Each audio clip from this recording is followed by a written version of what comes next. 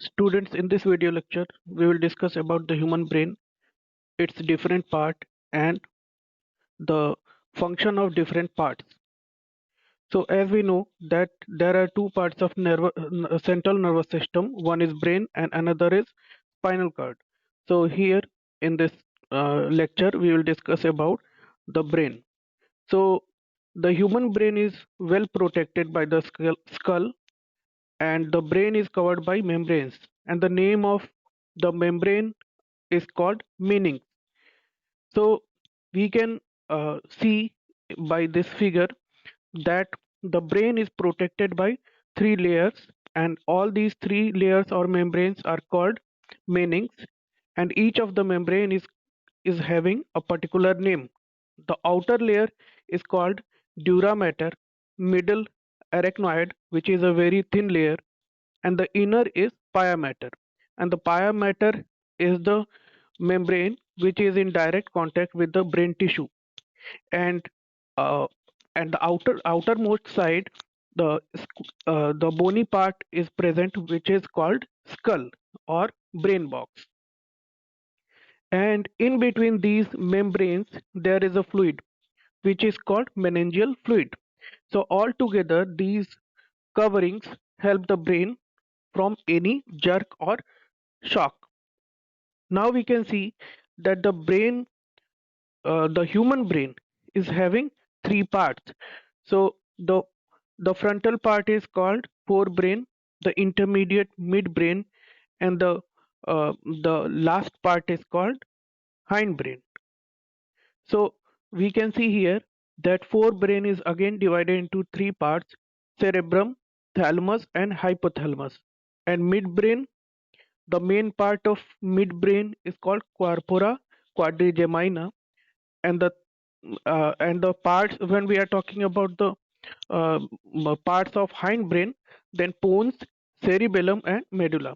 So all these are the different part of forebrain and midbrain and hindbrain. And after hindbrain, spinal cord is there. Now we'll talk about the function of forebrain and hindbrain, because they are involved in very specific function. So here we can see that the forebrain is involved in thinking, control on smell, sight, and hearing, and most of the voluntary controls. Voluntary control means whatever movement occurs in our bone by the movement, contraction, and relaxation of our uh, skeletal muscle by our will is called voluntary control. So we can see here that forebrain is involved in most of the voluntary control by regulating the skeletal muscle. Now we can see that the hindbrain is involved in involuntary functions. So hindbrain is involved in involuntary function and most of the vital activities. Now we can see that the cerebellum is involved in balancing the body. However, the medulla oblongata is involved in controlling the blood pressure, heartbeat, and uh, vomiting. So we can say in another word that the hindbrain is involved in most of the vital activities by regulating the involuntary functions. Now we will discuss about the different parts of the forebrain here in this slide. So we can see here that first we are discussing about the cerebrum of the forebrain. So cerebrum of the forebrain is the major part of the human brain, and corpus callosum are the nerve fiber which divides the cerebrum longitudinally, with this cerebrum into two equal halves.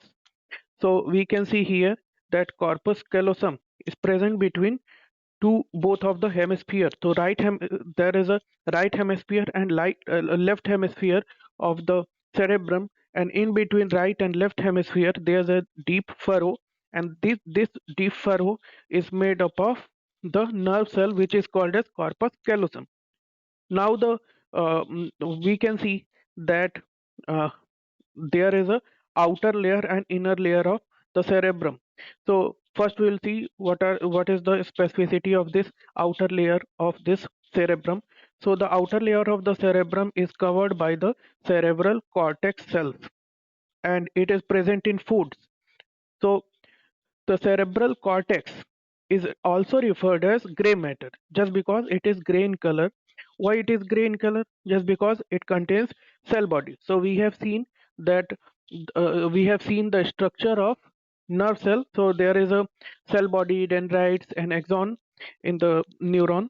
So here it contains means the cerebral cortex contains the cell body. Just because of that, the this this is in gray color, and that's why it is called as gray matter. And it contains the motor areas, sensory areas, and here neither sensory nor motor in function associated areas are present, and it is responsible for complex functions like intersensory associates, memory, and communication.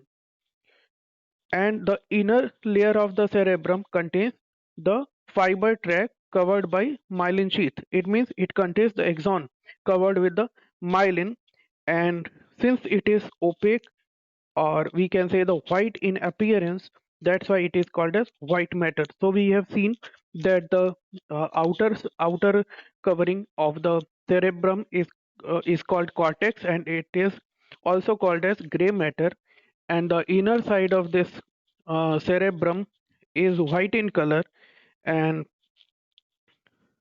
just because of presence of axons, myelinated axons. Now we'll see the second part of the forebrain is thalamus, and thalamus is wrapped with cerebrum.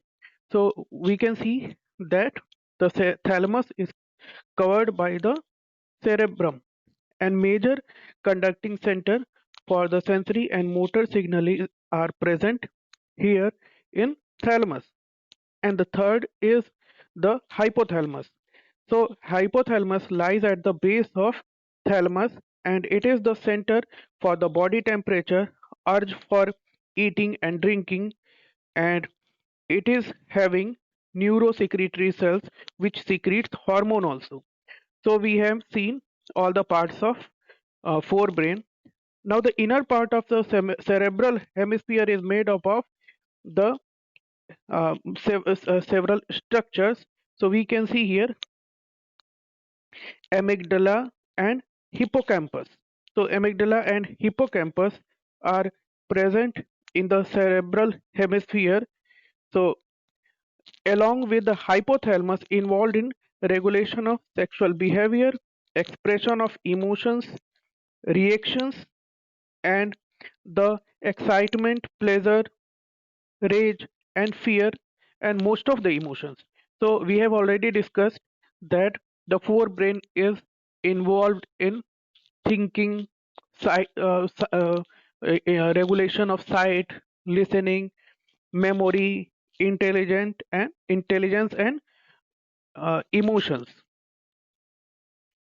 So now we will discuss about the midbrain. So first we'll discuss about the location of the midbrain. So the location of the midbrain is present, we can say it is situated between the thalamus and hypothalamus of the forebrain and the pons of the hindbrain. So its position is intermediate between the first part of the forebrain, or we can the last part of the the brain, the hind, we can say the hindbrain. So it is situated between forebrain and hindbrain, and especially between the thalamus, hypothalamus, and pons. And there is a canal called cerebral aqueduct passes through the midbrain, and the dorsal portion of the midbrain consists of many four round swellings, or we can say the lobes, which is called corpora quadrigemina.